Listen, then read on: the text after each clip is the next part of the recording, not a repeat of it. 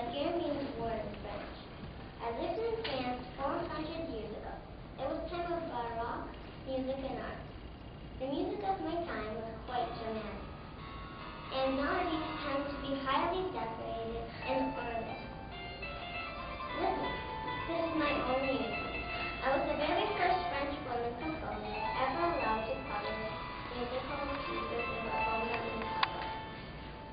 I was born in Paris and baptized on March 17, 1665, in a small church right around the corner of my house.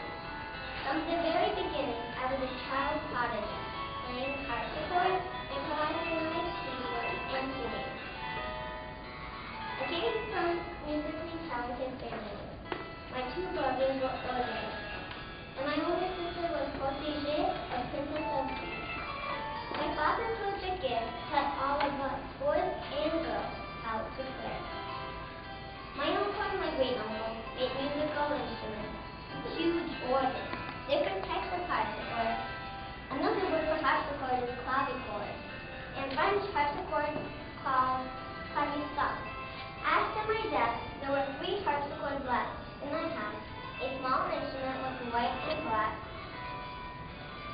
a small and one with black keys, and a large double manual Flemish harpsichord.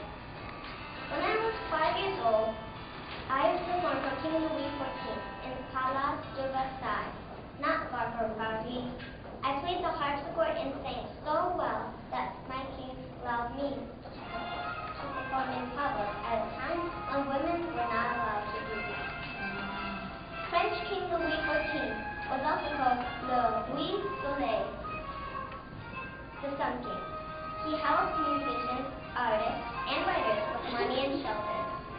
The king was so impressed with my talent that he allowed me to stay at the palace until I was married. Court life was full of joy and happiness for a young girl.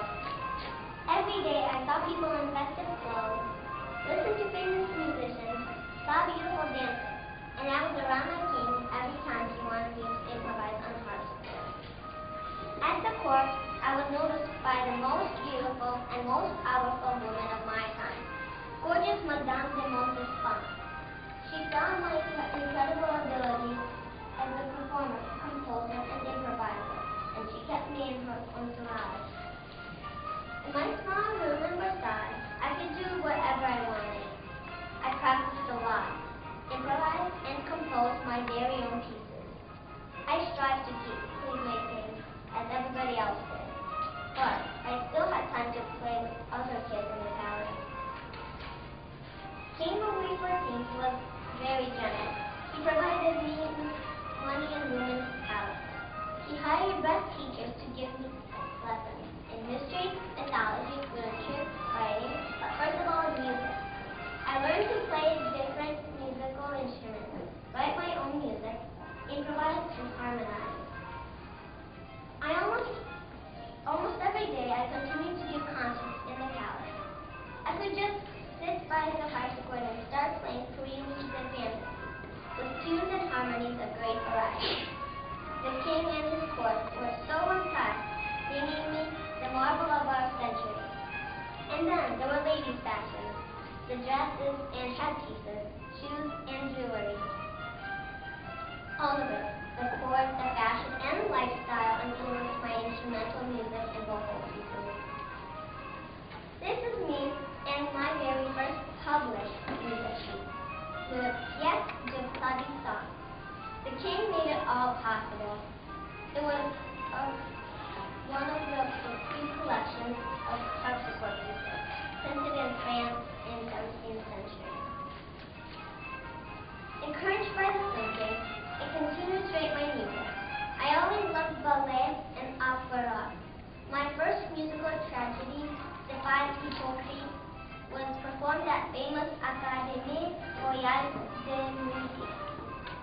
It was the first opera written by women and dance. I wrote another opera ballet. Unfortunately, it was lost. I fear forever. My years at Versailles were magical, but the happiest day of my life came when I was married to another keyboard player, the organist Mama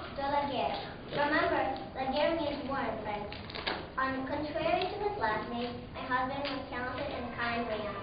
It was time to leave King's Court and start my own family. I lived in France all my life, traveling between Paris and Versailles with King Louis XIV and his court. I knew very little of any events happening around me. I heard that somewhere in faraway North America, a little known town, New Amsterdam, was renamed to New York City. Too far for my taste.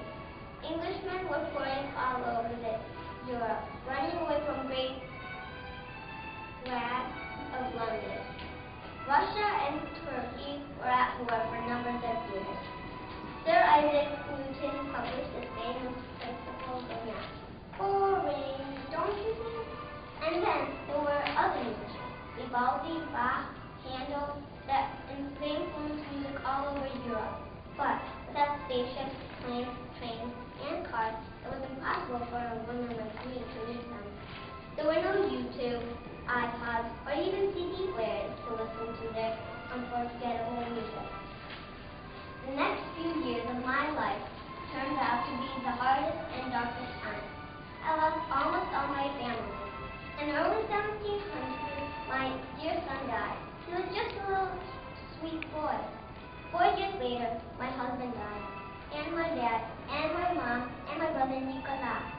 My sister and my other brother were only ones who left to grieve with me. To overcome my grief, I decided to hold concerts at my home. For nearly 15 years, my home concerts were eagerly anticipated with explore singers. I also continued to give lessons all over Paris, and I published most of my work: solo sonatas for violin with harpsichord, cantatas, songs, and airs. King Louis XIV died when I turned 52 years old. The same year, I retired from public performance. The next 12 years, I lived quietly in the same house where I died in 1729. Even after my death, I was remembered. A medal was shoved in my honor with an inscription: "With the great musicians, I competed for the prize."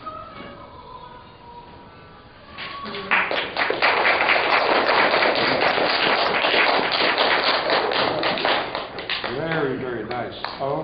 Inch walking stick. Igor Stravinsky once said, "To get us fine enough was a 6.5-foot tall scout, an awesome man." While you're watching this short film featuring me, my remarkable wife, Luba, my two beautiful daughters, Irina and Tatiana, my littlest princess granddaughter, Sophia, I will tell you all about me. Someone might ask, did the man ever smile or laugh? Absolutely, yes. Let me tell you, nobody loves circus like me. I was thrilled like a child to go to each performance. Tears of happiness streamed from my eyes while my gigantic hand placed them from my face. Every spare moment I spent with my family and friends, laughing at a good story, making jokes, singing Russian folk songs, hours on end. I had to work non-stop to support myself and my family. However, I was not a good student. As a boy, I often took classes and wandered about St. Petersburg, sometimes spending my time at the skating rink and buying ice cream with my lunch money. I lived at the time where major historical events impact not just me, but the whole world. When I was 8 years old, Russian Tsar Alexander II was assassinated. My youngest daughter was born. Whole Europe was engulfed in World War I. When my family settled in California, the Great Depression swept across the United States. I did not leave to see the end of the Second World War, but when the war started in 1939, I never stopped working and gained most of my confidence proceeding to the army, fighting the Nazis. You should know that my love of fast cars was second to music. This love of speed started my great collection of speeding tickets. I bought my very first car in 1914, claiming to buy a new car every year. Whenever I could, I would go to Switzerland, where my wife and I built a house that we named Felix and I, take our speedboat out on Lake Lucerne, and zoom really splashing our guests. I was blessed with great mentors like Tchaikovsky and Tolstoy. I had the best friends ever. My dear wife Luba and my fellow pianist virtuoso Vladimir Horowitz. Funny and Witty, Charlie Chaplin, Big Russian Bear, Yoda, Alen. I had this opportunity to help people that I love. I gave $5,000 to pilot Egypt Sea Course to start an American helicopter industry. I helped novelist Vladimir Nabokov and his family to relocate from Paris to New York. I introduced actor Michael Chekhov to Hollywood. You probably heard names of the famous students, Marilyn Monroe, Clint Eastwood, Elliot Cadden, and many more.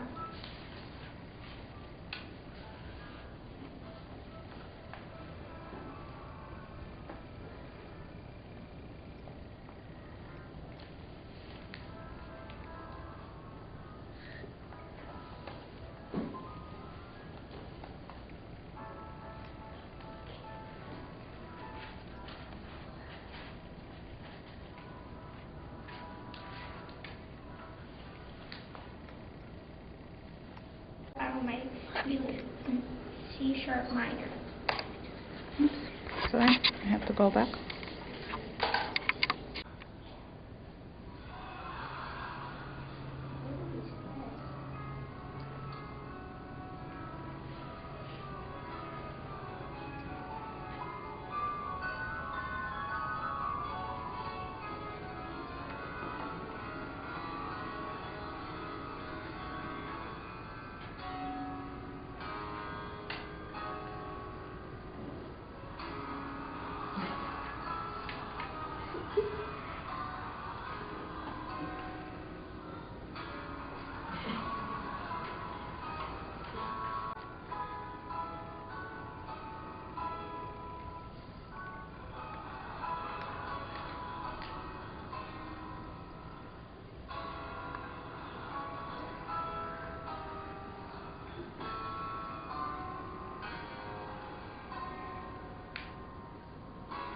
Memory.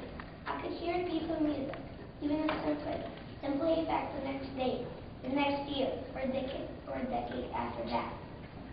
I was often called a displaced person because of my immigration and constant travel. And the truth is, despite all my success in America and Europe, I miss Russia so much, and I remain Russian till the day I die. Up front, please raise your hand, and I will call on you, and you may ask a question of any of the four. No, I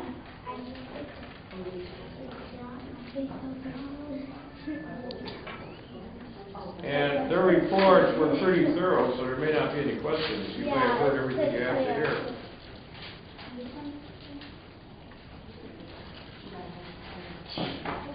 That's all right. Oh, I remember This is what happened to Beethoven in the morning. It took a long time to get ready. That's right, this blouse is really short. I remember from last year. Okay. Get a picture of everybody together. Everybody smile, looking good. All right. All right. Who has a question? Is Avril Lavigne still alive? Yes. She's 25, I think. Well, let's hope so. Yes. Okay. You're younger than her. You're an imposter.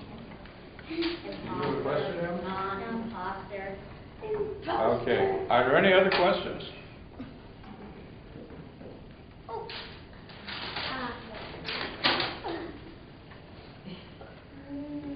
Absolutely none? Sasha? Mark, what's in your shirt pocket? My mom's speeding tickets? No, it's Sergei Rachmaninoff's speeding tickets. It's not like He we loved do. cars. He bought every year a new car since 1914. So yes, he probably had a lot of speeding tickets. Ah, okay. Very good. Mom, who's this yellow one? I'm calling you guys. It used to be when Halloween. All right. Where did he get it from? I don't know. Mom made it. She didn't make it.